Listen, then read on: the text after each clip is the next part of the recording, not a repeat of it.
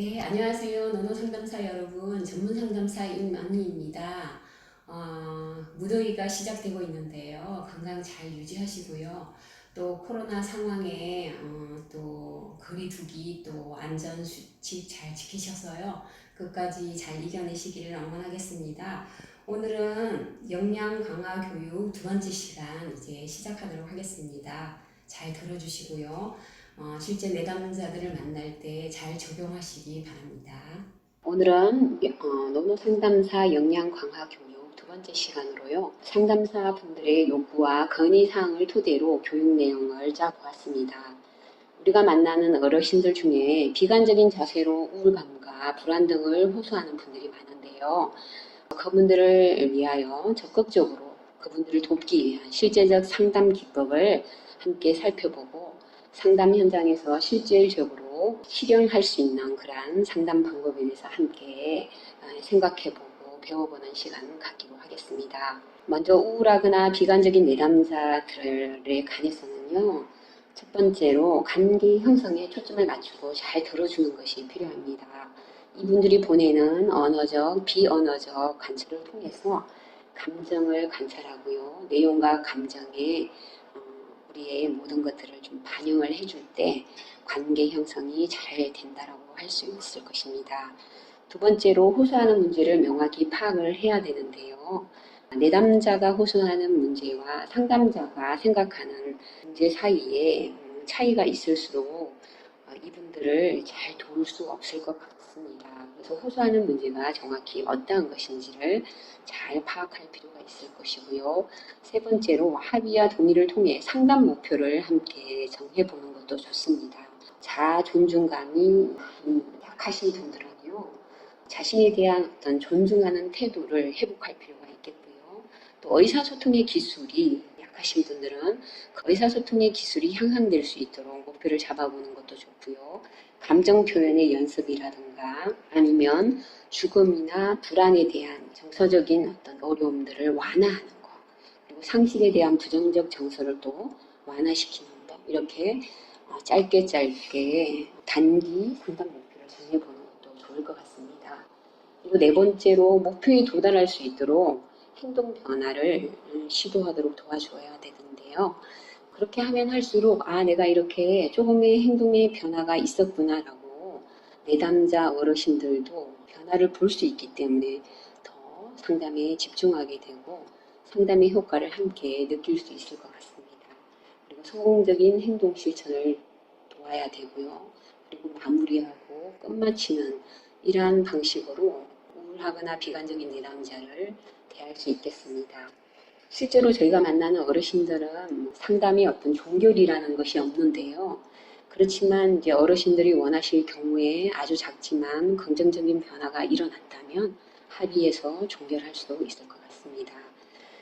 그리고 어르신들을 위한 성공적인 행동 실천을 돕기 위한 방법으로요. 저번 시간에도 우리가 여러 번 이런 상담 기법에 대해서는 살펴보았는데요. 긍정적인 피드백, 격려하기, 칭찬하기, 근거를 둔 안심시키기, 그리고 정체된 삶이 아니라 도전적인 삶을 살도록 푸시하기, 그래서 그 결과 자아통합이라는 과업을 이룰 수 있도록 에릭슨의 심리사회적 발달 단계 이론에 의하면 노년기의 생애 주기에서 이루어야 될 가업은 바로 통합승이거든요. 이 통합승이 이루어지지 않을 때 절망감을 느끼게 돼요. 그 절망감을 호소하는 분들이 아마 우울하거나 비관적일 수 있기 때문에 내가 노년기에 이러한 사람으로 이제 이 자리에 있는 거구나라는 것을 받아들이고 자신을 여러 가지 사회적 측면 또 심리적 측면에서 통합성을 인식할 수 있도록 도와주는 그러한 작업이 필요하겠다라고 보여집니다. 그리고 이분들을 위한 행동 변화를 우리가 도와줘야 되는데요. 특히 이제 어르신 상담에서는 회상치료라고 하는 것이 좋은 방법으로 많이 사용이 됩니다. 왜냐하면 어르신들은 오랫동안 인생을 살아오셨기 때문에 과거에 대한 기억들이 많을 거예요. 그 기억을 다시 떠올려 보고 그것을 긍정적인 감정으로 수용한다라면 현재의 어떤 자신에 대한 존재 가치, 그리고 결국은 그런 인생에 대한 새로운 의미를 부여할 수 있게 되고 결국은 자아 통합감이라는 인생 과업을 이루게 될 것이라고 보여집니다. 그래서 과거를 떠올리며 그때 해결하지 못한 문제와 갈등을 다시 개방함으로써 그 문제의 갈등들을 회복하고 긍정적으로 재평가할 수 있는 그런 회상 치료가 아주 효과적일 거라고 생각이 됩니다. 그리고 우울하거나 비관적인 우리 내담자들의 생각들이 있어요. 저희가 이제 더 자세히 살펴볼 건데요. 여기에서는 이제 전반적인 어떤 생각들에 대해서, 사고에 대해서 먼저 살펴보고 실제적인 치료 방법으로 넘어갈 건데요. 저는 데이비드 번서의 책을 참고를 했는데요. 이분이 쓰신 책 필링 굿이라는 우울을 경험하는 사람들에 대해서 다룬 책인데요. 제가 도움을 좀 많이 받았어요. 학자가 말씀하시는 거는요. 우울하거나 비관적인 내담자들은 전부 아니면 전부라는 생각을 하신대요. 그래서 예를 들면 아무도 너를 사랑하지 않아. 나는 실패자야. 내 전성기는 지나가 버렸어. 나는 너무 늙었어. 이런 생각들이 있다라는 거죠. 뭐 보통의 사람들도 이런 생각들을 안 하는 건 아니지만 우울하신 분들은 더 많이 한다라는 거예요. 그래서 이러한 사고들을 현실적 사고로 바꿀 필요가 있는데요.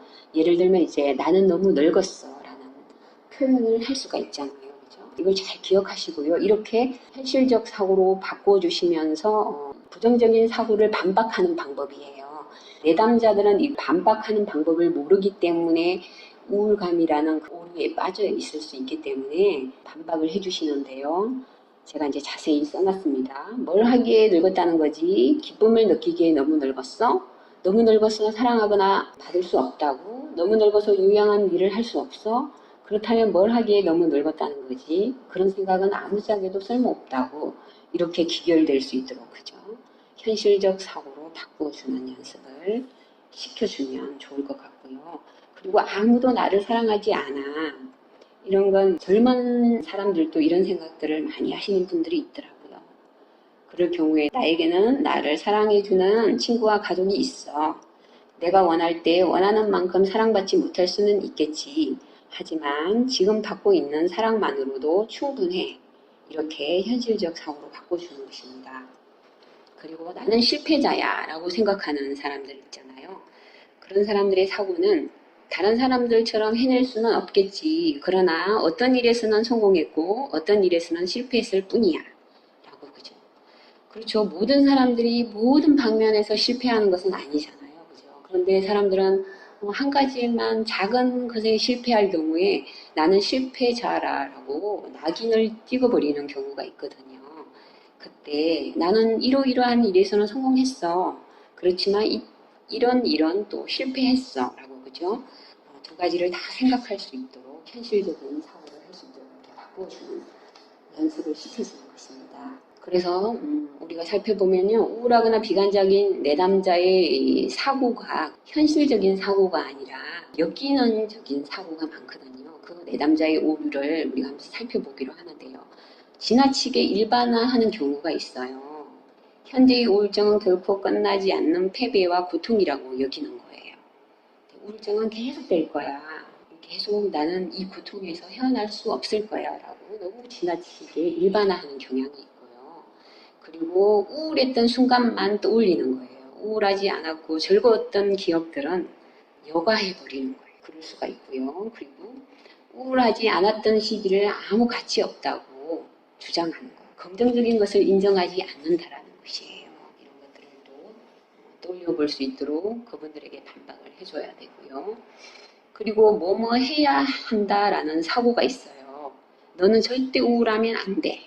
이런데 그 에너지를 너무 쏟아버리니까 정작 해야 하는 일에는 에너지를 쏟지 못하는 그럴 수도 있다라는 거. 그리고 아까도 말했지만 낙인 찍기가 있어요. 나는 결함투성이고 아무 희망이 없고 나는 가치가 없는 사람이야 라고 낙인을 찍어버리는, 그래서 거기에서 헤어나오지 못하는 그러한 내담자의 오류가 있고요. 그 외에도 침소봉대, 가소평가, 개인화 등이 있습니다. 침소봉대는 우리 사자성어잖아요. 작은 바늘을 큰 몽둥이라고 생각하는 거, 너무 과장하는 거죠. 그죠? 작은 어떤 실패나 어떤 때 느끼는 이 감정을 너무 크다라고 생각을 해버리는 거예요. 오류들이 있다는 거 우리가 알면 좋겠고요. 그래서 이러한 비관적이고 우울한 내담자들에 대한 행동치료 기법이 있어요. 인지행동치료 기법이라고 하는 것인데요. 이 치료의 전제 조건은 뭐냐면 우울이나 불안 등을 느끼는 이러한 감정, 이 감정을 경험하기 이전에 사고의 흐름이 이미 우리의 사고 속에 존재한다라고 전제를 하고 있는 거예요. 사고의 흐름이 감정과 행동에 영향을 미치고 있다라는 것입니다. 그래서 이제 인지행동적 치료 기법을 창안한 백이라는 사람이 말씀하시기를 상황과 어떤 사건이 있어요. 그러면 이제 자동적으로 사고가 흐르고 그 사고로 인해서 정서와 행동이 나온다라고 보고 있는데요. 특히 우리가 유념해서 봐야 될 부분은 자동적인 사고예요. 어떤 상황이나 사건이 일어났어요. 그러면 자동적으로 흐르는 사고가 부정적으로 흘러가기 마련이라는 거예요. 그래서 여기에는 중간적인 어떤 신념이 있고 그 안에 핵심 신념이 있는데요. 그 핵심 신념까지 우리가 살펴볼 필요가 있을 것 같아요. 이거 조금 어렵기는 하지만 그냥 한번 이해한다라고 생각을 하시면 될 것 같아요. 핵심 신념을 제가 먼저 다루어 볼게요. 우리가 어떤 상황이나 사건이 주어졌을 때 자동적으로 흐르는 사고가 있어요. 나는 못났다, 나는 뭐 실패자다, 그죠? 이런 사고, 그죠? 나는 살 가치가 없다라는 이런 사고들이 있는데요. 이 사고 이전에 그 밑바닥에 흐르는 우리의 신념이 있다라는 거예요. 이것은 어린 시절에 우리에게 이미 심겨진 핵심 신념인데요. 이 신념들을 우리가 바꾸어 놓는 것, 그것이 바로 인지행동적 치료 접근의 핵심 과제라고 할 수 있겠습니다. 핵심 신념 중에는 뭐가 있냐면 나는 무능한 사람이다. 나는 사랑받지 못하는 사람이다. 라는 생각들이 밑바닥에 흐르고 있다는 거예요. 그래서 이 핵심 신념을 좀 다룰 필요가 있는데요. 이 핵심 신념은 상담자가 그것을 캐치해서 다루어 줄 필요가 있을 것 같긴 하거든요. 이러한 핵심 신념을 대안적인 새로운 신념으로 찾아내고 강화를 해줄 필요가 있어요. 예를 들면 핵심 신념 중에 나는 사랑받을 수 없다라고 신념들을 갖고 있는 분들이 있어요. 그래서 이걸 어떻게 바꾸어 주냐면 나는 어떤 사람에게는 사랑받지 못하지만 어떤 사람에게는 사랑받는다. 그런 경우가 있잖아요. 이 세상에 100%의 모든 사람들이 나를 사랑하지 않는 건 아니잖아요. 그죠? 그리고 이 세상의 모든 사람들이 나를 또 사랑하지 않는 것도 아니고 그래서 이걸 내담자들에게 신념의 어떤 가치들을 바꾸어주는 연습을 시킬 필요가 있고요. 나는 나쁘다. 이것도 마찬가지예요. 나는 나쁜 점도 있고 좋은 점도 있다. 라는 걸로 바꾸어주고요. 나는 무능하다. 라고 생각을 한다면 나는 잘하는 것도 있고 잘 못하는 것도 있다라고 바꾸어주는 그런 연습을 시켜주는 것입니다. 그래서 이 핵심 신념을 더 다루기 위해서요. 더 들어가면 나의 장점과 단점을 적어보게 하는 것도 좋아요. 여러 가지를 적을 수는 없지만 내가 잘하는 점, 못하는 점, 그리고 그것을 못하는 점에 너무 이렇게 기를 기울이고 그것을 생각하는 것이 아니라 장점과 단점의 균형을 잡아갈 수 있도록 그렇게 교육을 시킬 필요가 있을 것 같고요. 그리고 무장해제 기법이라는 것이 있는데요. 남이 시켜서가 아니라 스스로 생각해서 실행하는 것. 이걸 예를 들면 청소년들에게 만약에 적용을 한다면 이제 공부를 하려고 마음을 먹었어요. 근데 엄마가 너 왜 공부 안 해? 그러면 하고자 했던 이 마음들이 사라지게 되잖아요. 그죠? 이럴 때는 그것이 아니라 할 수 있을 때까지 놔두면 알아서 스스로 그죠? 무장해제가 되어서 이제 내가 조금 뭘 해볼까 이렇게 하게 된다라는 거죠. 그리고 성공을 상상하라. 내가 잘 안 되었던 생각들이나 감정 컨트롤이 잘 되어지고 내가 우울하거나 비관적인 사람이었는데 그런 생각들에서 점차 벗어나서 에너지가 넘치고 즐겁고 유쾌한 생각으로 가득 찬 삶을 산다라는 이 성공을 상상할 수 있도록 해주는 그러한 기법이 바로 인지행동적 치료 접근이라고 볼 수 있는데요.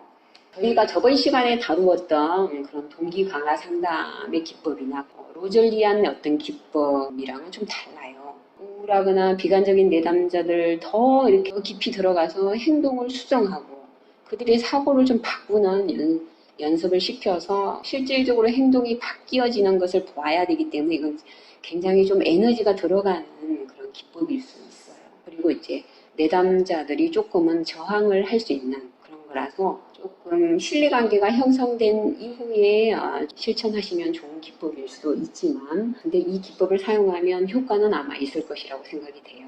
어르신들이 갖는 핵심 신념 중에 또 하나가 있어요. 제가 이제 여러 가지를 조금 조사를 하다가 이건 좀 어르신들한테 적용하면 좋을 것 같다라는 핵심 신념이 뭐뭐 해야 한다라는 규칙이 있어요. 어르신들은 이제 오래 인생을 살았기 때문에, 그죠? 그래서 이러한 핵심 신념을 조금 바꾸어야 되는데요. 내가 누군가에게 선행을 베푸면 그 사람은 고마움을 느껴야 해 라는 그런 규칙이 있을 수도 있어요. 근데 이걸 다시 써야 돼요. 남들이 언제나 나에게 고마워하면 좋겠지. 그러나 현실은 그렇지 않아. 사람들은 되게 고마움을 느끼지만 가끔은 그렇지 않은 경우도 있어 라는 걸로, 내가 어떤 사람에게 선행을 베풀었어요. 근데 그 사람들이 모두 고마워하고 아우 고맙습니다, 당신 때문에 내가 얼마나 좋은지 몰라요, 이렇게 얘기하기도 하지만 어떤 사람들은 그 고마움을 그냥 쌩하고 아무렇지도 않은 듯 그렇게 할 수도 있더라는 거예요. 그럴 경우에 어떻게 저럴 수가 있어, 그렇게 생각하면 막 화가 나고 우울해지고 나는 가치가 없는 사람인가 이렇게 생각될 수도 있잖아요. 그러한 규칙이 내 안에, 사람들 안에 내재되어 있을 수 있다는 거예요. 또 초면인 사람은 나에게 정중히 대해야 해. 내가 퉁명스럽게 대하지 않으면 초면인 사람도 대부분 나에게 공손하게 대하지. 천성이 뚱한 사람이라면 가끔 불쾌하게 행동할 수도 있어. 그렇다고 내가 마음고생할 필요가 있을까? 이런 부정적인 자잘한 일에 신경 쓰느라 시간을 허비하기에는 인생이 너무 짧아. 이렇게, 그죠? 규칙을 다시 써는 거예요. 근데 대부분 초면인 사람이 나에게 좀 정중했으면 좋겠잖아요. 그죠? 예의 바르게 행동하고 그랬으면 좋겠는데 꼭 그런 사람만 있는 건 아니니까, 그죠? 그런 거에 대해서 반박을 하고 생각을 열어두는 이러한 연습들을 하게 되면 그렇게 비관적이 안 될 수도 있잖아요. 이 자아 존중감이 낮아질 필요도 없을 것 같은데, 그죠? 이러한 연습들이 필요할 것이라고 보여지고요. 그래서 인지행동적 접근에 실제적인 행동 방안이 있는데요. 한 가지 사례를 소개하려고 하는데 이 사례는 저 사례는 아니에요. 다른 슈퍼비전에서 제가 들은 사례인데요. 이름도 공개하지 않고 그분의 어떤 신상은 공개하지 않지만 비밀 보장은 좀 해주시고요. 그분은 어떤 70대 중반의 남성이었다고 해요. 이분이 아내분이 먼저 돌아가시고 혼자서 이제 사시게 되면서 자녀들과의 어떤 갈등이 생겼다라고 해요. 자녀들이 엄마가 계실 때는 자주 찾아왔지만 이 어르신이 혼자 계시니까 자주 찾아오지도 않고 와도 이제 금방 가고 아니면 집에 오라고 해도 가면 그냥 식사만 하고 별이 이제 어르신에 대해서 뭘 여쭈어 보거나 이렇게 대화가 충분히 안 되는 그런 상황이었나 봐요. 그래서 이제 거기에 대한 어려움이나 갈등 이런 것들을 얘기하시면서 알게 된 게 의사소통이 부족했구나. 내가 감정을 조금 자녀들한테 표현하지 못했구나라는 걸 알게 됐다라고 해요. 이분은 또 이제 경제적으로도 그렇게 넉넉하지는 않고 자녀들에게 조금 도움을 받아야 되는 상황이에요. 이 사례에 이제 접근하는 방법이 어떤 거였냐 하면 일거리를 찾아주는 것이었어요. 노인 일자리 많잖아요. 그죠? 사회활동 지원 사업에 일자리를 소개해주고 또 사람들과 교류할 수 있도록, 그죠? 자녀들만 의존하는 것이 아니라 사람들과의 교류를 통해서 이 감정을 순화할 수 있도록, 그래서 복지관 프로그램에 참여할 수 있도록 그렇게 대안을 주고요. 노인 돌봄 서비스나 자원봉사 활동이나 이런 것들도 좀 연계를 시켜줬다라고 합니다. 그리고 자녀와의 솔직한 감정 표현을 좀 할 수 있도록, 이제 집에 가면 내가 어떠한 감정이다, 너희들이 내 얘기를 좀 들어줬으면 좋겠다라고 솔직하게 그렇게 표현해보고, 아니면 이제 어려움이 있을 때는 전화를 해서 내가 이러이러한 어려움이 있는데 좀 찾아왔으면 좋겠다라고 그죠? 요청도 하고 이러한 식으로 감정을 표현할 수 있도록 그렇게 약간의 스킬을 가르쳐 줬을 때 훨씬 더 본인도 만족스럽고 자녀들과의 관계에서도 교류가 활발하게 일어나는 것들을 경험하셨다고 합니다. 그리고 남은 인생 잘 보낼 수 있다라는 생각으로 하루를 시작할 수 있도록 본인 스스로에게 메시지를 던지는 거예요. 이 나이에 내가 아내도 없이 혼자서 뭘 그렇게 재밌게 살 수 있을까? 비관적일 수 있잖아요. 그죠? 근데 하루를 시작할 때 남은 인생 내가 재밌게 잘 보낼 수 있다라는 생각으로 다짐하면서 그렇게 보낼 수 있도록 노하우를 조금 얘기를 해줬더니 잘 실천하고 그렇게 해서 상담의 어떤 마무리를 했다라고 합니다. 그러한 이제 인지행동적 그렇게 내담자들에게 적용해 보시기 바라겠습니다. 그리고요, 저희가 저번 시간에 동기 강화 상담 기법에 대해서 제가 말씀을 드렸는데요. 우리 이제 노노 상담사 분들께서 동기 강화 상담을 더 깊이 있게, 더 자세하게 한 번 더 다루어 줬으면 좋겠다라는 의견이 있어서요.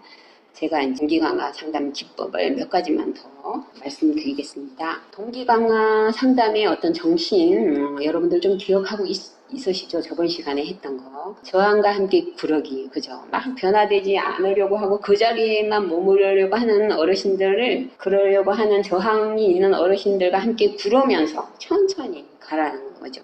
그것이 이제 어떤 동기 강화 상담의 정신이었고요. 그리고 불일치감을 만들어 주자는 거, 그죠? 지금 내가 생각하고 있는 것과 나의 삶이 너무나 불일치하구나. 그래서 내가 변화되고 싶다. 변화하지 않으면 안 되겠구나라는 걸 만들어주는 거. 그러한 기법들이 있었다라는 거 좀 떠올려 보시고요. 오늘은 동기 강화 상담 중에서도 인지 행동 접근으로 많이 했는데요. 또 이제 행동 중심의 기법들이 또 있더라고요. 동기 강화 상담 중에서도. 그래서 희망과 자신감을 유발하기가 있어요. 물론 이제 동기 강화 상담 기법 중에서도 관계 형성을 잘해야 되고 초점 맞추기를 통해서 정보를 잘 이렇게 캐내야 되고 조언도 해줘야 되고 그죠. 반영도 해주는 이런 기법들이 있지만 그 중에서 이제 하나 자신감을 유발해 주는 이 기법들을 오늘은 이제 좀 다뤄보려고 해요. 그래서 어르신들 안에 이미 있는 이 희망과 자신감을 끌어낼 수 있도록 이렇게 하면 좋을 것 같아요. 어르신들은 오랜 인생을 살았기 때문에 그 안에 무한한 어떤 자원들이 있거든요. 그래서 그러한 자원들을 끄집어내는 거, 이것이 바로 희망일 수가 있다는 생각을 하게 됩니다. 그래서 어르신은 이 변화를 위해 어떤 노력을 하고 있나요? 변화를 위한 첫 단계는 어떤 것이 있을까요? 스스로를 이해해 볼 때 당신은 어떻게 이 변화를 성공적으로 해낼 것 같으신가요? 어떤 장벽이 있을 거라고 예상하며 이 장벽을 어떻게 다루고자 하나요? 이러한 어떤 도전적인 대화를 할 수 있을 것 같습니다. 그래서 어르신 안에 지금까지 어떤 잘해왔던 것들을 끄집어내어서 그것이 지금의 내 인생을 있게 했다라는 거. 그래서 자신감을 다시 되찾을 수 있도록 그것들을 끄집어낼 수 있는 대화를 해볼 수 있을 것 같고요. 두 번째로 이제 자신감의 척도를 질문하는 것인데요. 만약에 어떤 상황이 있어요. 상황에 대해서 1점에서 10점까지 정도에서 어느 정도의 점수에 해당된다라고 보시나요? 라고 점수를 물어볼 수가 있어요. 그래서 예를 들면 0점이라고 얘기하시는 분은 없을 거 아니에요. 그죠? 그래도 내가 우울하지만 즐겁게 살 수 있다라고 생각하는 거 한 5점, 6점은 된다라고 보면 어떻게 그런 점수가 나왔나요? 0점이 아니고. 그러면 얘기를 하겠죠. 나는 어떤 면에서는 어느 정도 하고 있다. 그래서 0점이 아니고 5점, 6점이 되는 거군요. 그러면 약간 만족하는 7점, 8점으로 가기 위해서는 어떻게 하시면 될 것 같으세요? 그러면 7점, 8점이 되기 위해서 제가 어떻게 도와드리면 좋을까요? 라고 자신감 척도 질문을 해보는 것도 좋은 방법일 것 같고요. 그리고 강점 찾아내기와 인정하기. 그래서 내담자가 가지고 있는 일반적인 어떤 강점들이 분명히 있을 거예요. 좋은 자원들이. 그러한 것들을 찾아내어서 인정해 주는 거예요. 예를 들면 이제 제가 만나는 분들 중에도 한 분이 좀 알코올릭 정도의 수준인 분들이 있어요. 조금 의존도가 높으시더라고요. 근데 어떤 날은 술을 안 먹고 또 사람들과 유쾌하게 잘 지내는 때도 있더라고요. 그래서 제가 그러면 사람들과 이렇게 재미있게 즐겁게 활동하실 수 있는 그러한 강점이 있으시네요 라고 인정을 해줬어요. 물론 이제 힘들고 어려운 상황이 되면 술에 의존하기도 하지만 그런 적이 있다라고 인정을 해줬을 때 내가 어떤 때는 어떤 활동을 했고 누구를 도와줬고 막 이런 이야기들이 나오더라고요. 그러면서 저도 괜찮은 사람일 때도 있어요 라고 유쾌하게 웃을 때도 있더라고요. 그러한 강점을 찾아주고 인정해주는 기법을 사용해 보는 것도 좋고요. 과거 성공을 고찰하기, 이거 아까 우리 그죠 회상 치료와 동일한 기법이라고 볼 수도 있을 것 같아요. 과거에 힘들었던 삶에서 변화시킬 수 있었던 것은 어떤 것이었나요? 그리고 어떻게 그렇게 성공할 수 있었나요? 라고 과거의 성공을 이제 고찰해 낼 수 있도록 그런 기법들을 사용하는 것도 좋고요. 그리고 이제 마지막으로 재구조화하기가 있어요. 재구조화라는 것은 이미 구조화된 것을 새롭게 구조화한다라는 의미이잖아요. 그래서 부정적인 평가가 사람들은 있어요. 나는 뭐 이러이러한 일을 했는데 여러 번 했는데 실패했다. 부정적인 평가가 있잖아요. 이 부정적인 평가에 대해서 긍정적인 자기 진술을 만들어서 사고를 변화시킬 수 있도록 그죠. 아 실패했지만 내가 여러 번 시도를 해봤구나. 아 그래 내가 10번 시도를 했는데 물론 5번은 실패했어. 그렇지만 이 시도한 거에 대해서 아 내가 시도한 건 참 잘한 것이구나. 그래서 부정적인 인지가 아니라 그죠. 잘했던 거, 조금이라도 성공했던, 시도해봤던 것에 대한 인지를 새롭게 하는 것. 그래서 연습을 자꾸 해보는 거예요. 아, 내가 이렇게 시도를 해봤을 때는 조금 됐구나라는 거죠. 해결 연습을 자꾸 해보면 자신감이 또 향상이 될 수가 있는 거죠. 그죠? 그래서 내가 부정적으로 평가하던 것들이 재인식이 되면서 재구조화가 되는 10번 중에 이제 5번 실패했다면 6번, 7번 자꾸 이렇게 새롭게 시도를 해서 해결이 되면 또 성공을 하면 자신감이 향상되어지기 때문에 인지 구조가 이제 바뀌는 거예요. 아, 내가 성공을 많이 했구나. 할 수 있구나 라는 그죠. 그러한 구조로 바뀐다는 거예요. 그래서 재구조화가 될 수 있도록 동기 강화 상담 기법 중에 또 하나였습니다. 자, 이것으로 이제 진사 교육을 좀 마치려고 하는데요. 심리학자이며 정신분석학자인 스캇백이라는 정신분석학자는요. 진정한 어른은 변화의 능력을 계속 발달시키고 발휘하는 사람들이라는 그런 말씀을 하셨어요. 그래서 우리가 만나는 어르신들도 그러한 변화의 동기를 부여하는 상담사로 여러분들이 계속 활동해 가시기를 응원하겠습니다. 이로써 노노 상담사 역량 강화 2차 교육을 마치도록 하겠습니다. 건강한 여름 보내시고요. 다음에는 꼭 얼굴을 뵙고 함께 하도록 하겠습니다. 감사합니다.